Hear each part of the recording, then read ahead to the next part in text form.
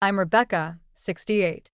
This morning, I woke up in my husband Ethan's arms, in the bedroom that we've made our own, in the house that has truly become home. Sunlight filtered through the windows overlooking the gardens we tend together, and the aroma of the coffee Ethan brews every morning wafted through the air. At this age, I've never been happier. It's not about his wealth, his grand house, or his success. It's because he sees me, truly sees me, and loves what he sees. But it wasn't always like this. 8 months ago, Ethan called my son Ryan and his girlfriend Lily to our house. I was nervous all day, not knowing what he had in mind. When they arrived that evening, I witnessed a side of Ethan I'd never seen before. He was polite and gracious, but there was an underlying firmness that was impossible to ignore. After dinner, we moved to the living room. Ethan began, "I want to talk to you both about Rebecca, about your relationship with her and the expectations that seem to have arisen." Ryan shifted uneasily in his seat. "I'm not sure what you mean," he said. Ethan continued calmly but firmly. "I think you do. You've shown a great deal of interest in my business, my investments, and my future plans. Your treatment of Rebecca now is vastly different from when she really needed your help." Lily started to speak, but Ethan held up his hand. "I'm not done. Rebecca doesn't need your approval for our marriage, your permission to be happy, or your so-called protection. What she needs is your unconditional love, just as she's loved you all your life." Ryan's face flushed with a mix of embarrassment and anger. "I do love my mother," he insisted. Ethan countered. "Do you? It seems to me you're more interested in what you think she might inherit. You turned her away when she had nothing, and now you're trying to get close because she's with someone with means. That's not love, Ryan. That's opportunism." The silence that followed was thick with tension. Lily stared at her hands, her face pale, and Ryan glared at Ethan with undisguised resentment. Ethan then said quietly, "You need to decide what kind of relationship you truly want with your mother. If you genuinely care about her happiness, you're welcome here. But if you're here for personal gain, you're wasting everyone's time." After they left, Ethan asked me, "Was I too harsh?" I thought about all the years of taking Ryan's calls out of a sense of obligation, about how he'd made me feel like a burden. "No," I said. "You were honest." Maybe for the first time, he's hearing the truth about his actions.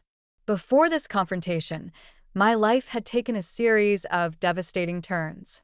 I was living in a small town, and my husband had passed away a few years ago. I'd raised Ryan on my own, working long hours at a local diner to make ends meet.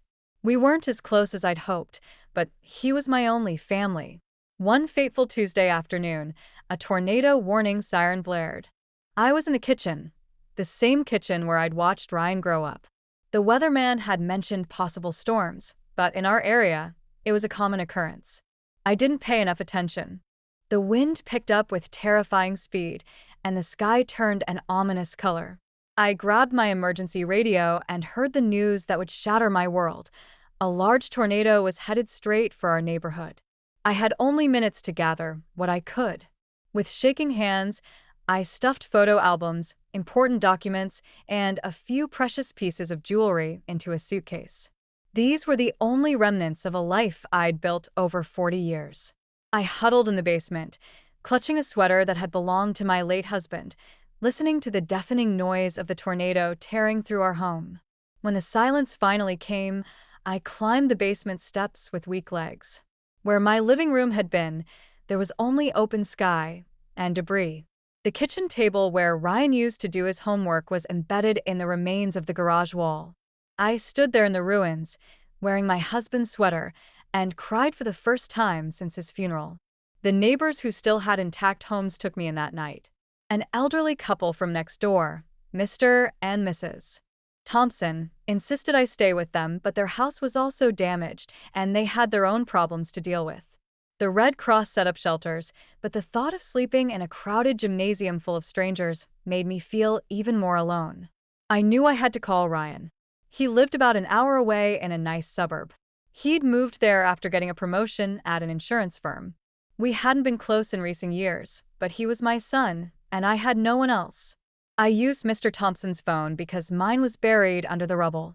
My hands trembled as I dialed his number, a number I'd known by heart but rarely used. "Ryan, honey, it's Mom," I said, my voice small. "Mom, what's wrong?" "You sound upset," he replied. "The tornado hit the house, Ryan. It's gone. Everything's gone." There was a long pause. "Are you hurt?" he asked. "No, I'm okay, but I need a place to stay while I figure things out." "Just for a little while," I pleaded. Another pause, and then he said, "Of course, Mom. Come over. We'll sort it out." The next day, an insurance adjuster came to assess the damage. He looked like he'd rather be anywhere else.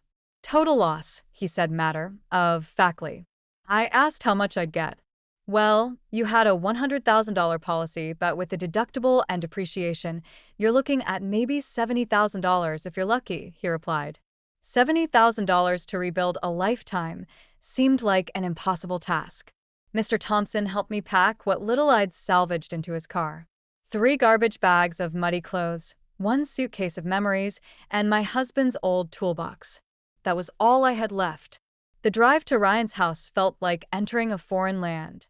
His neighborhood was untouched by the storm, with perfect lawns and beautiful houses. I felt like an intruder, carrying the weight of my disaster with me.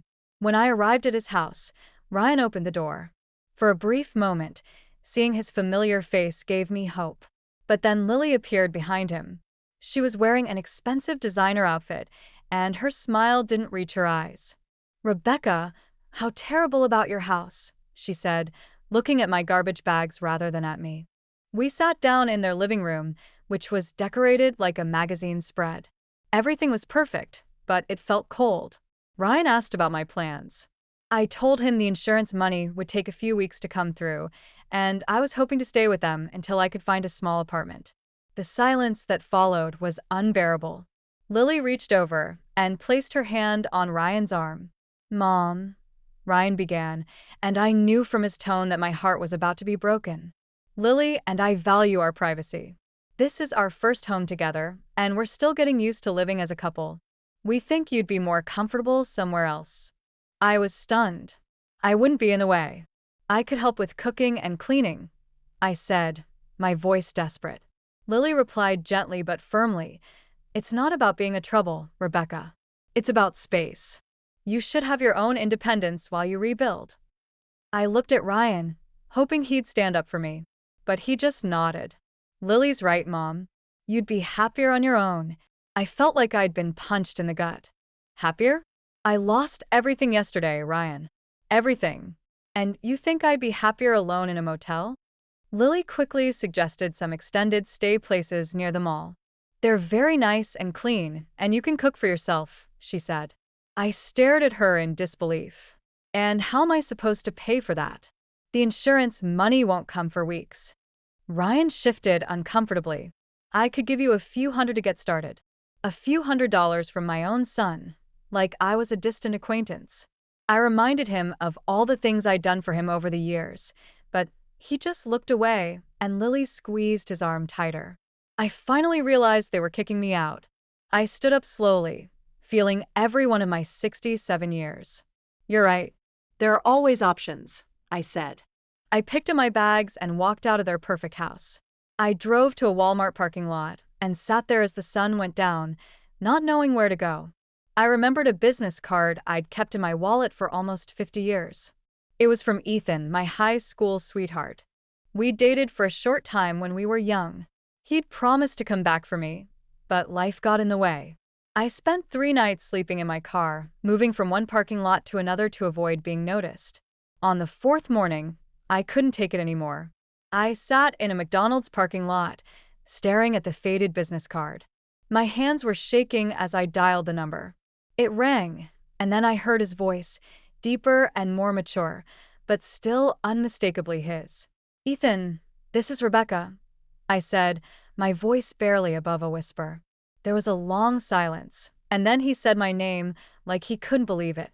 I quickly explained my situation, feeling ashamed and desperate. "Where are you?" he asked, his voice full of concern. I told him I was in a parking lot in town, that my house had been destroyed, and my son had turned me away. "Give me your location. I'm coming to get you," he said firmly. I tried to protest, but he wouldn't listen. I've been waiting for this call for 50 years, he said. When he arrived at the parking lot, I was a mess. My hair was unwashed, my clothes were wrinkled, and I smelled of defeat. But when he saw me, he said, "You look beautiful." I broke down in tears. He opened the car door, helped me out, and wrapped his arms around me.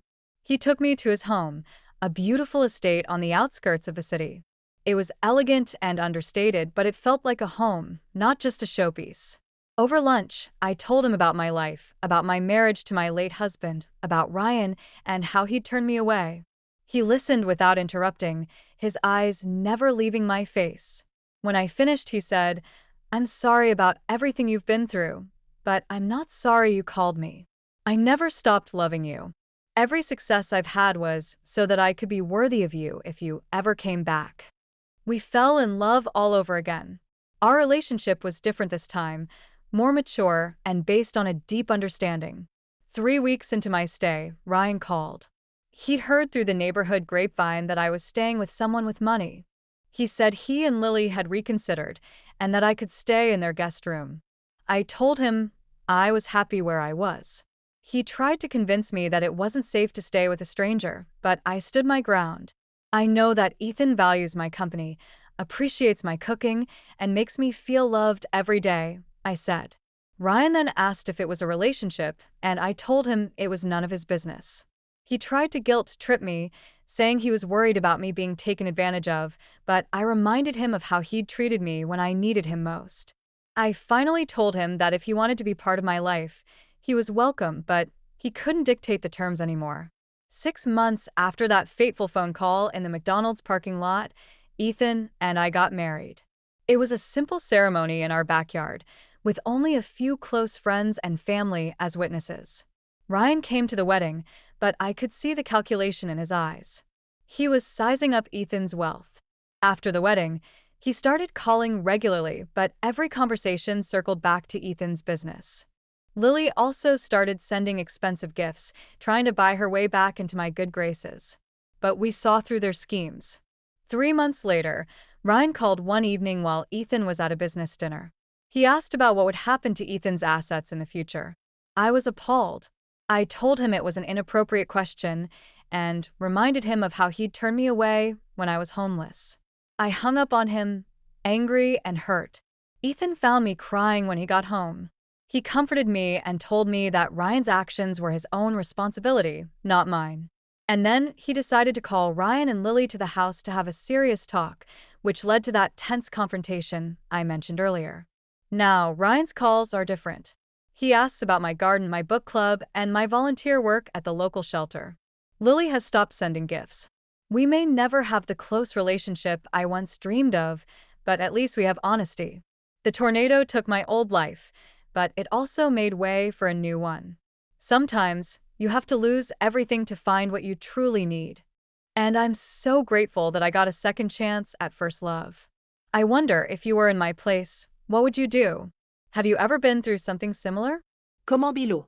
And before you go, I'd like to share 2 other amazing stories that I'm sure will surprise you. Thank you for listening to my story.